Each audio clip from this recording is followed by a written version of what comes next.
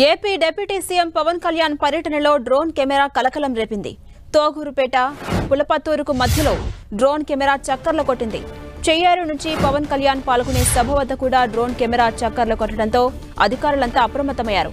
డ్రోన్ను ఎవరు ఎగరవేశారు అనే కోణంలో అధికారులు దృష్టి సారించారు.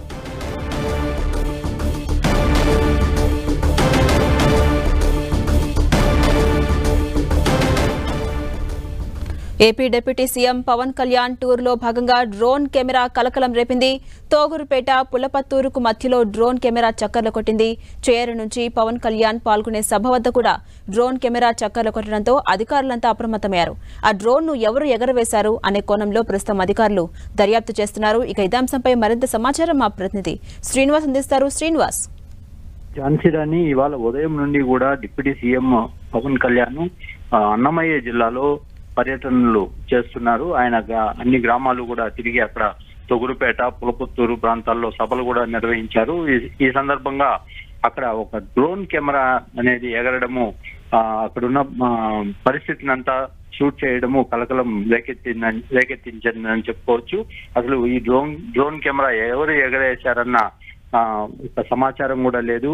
అదేవిధంగా చెయ్యేరు నుంచి పవన్ కళ్యాణ్ పాల్గొనే సభ వద్ద కూడా ఈ డ్రోన్ కెమెరా చక్కర్లు కొట్టింది. దీంతో ఇటు జనసేన వర్గాల్లోనూ డిప్యూటీ సీఎం కూడా కాస్త అనుమానాలు వ్యక్తం చేసిన పరిస్థితి. అసలు ఈ డ్రోన్ కెమెరాను ఎవరు పంపారు, ఎక్కడి నుంచి వచ్చింది అన్నది కూడా పోలీసులు కనుక్కోవాలని కూడా ఆదేశాలు జారీ చేయడం జరిగింది. ఝాన్సీగా అంటే శ్రీనివాస్, మొత్తం ఎంత సమయం పాటు అక్కడ డ్రోన్ కెమెరా చక్కర్లు కొట్టింది? ప్రస్తుతం అధికారులకు ఏమైనా అనుమానాలు ఉన్నాయా? ఏ కోణంలో విచారణ చేస్తున్నారు?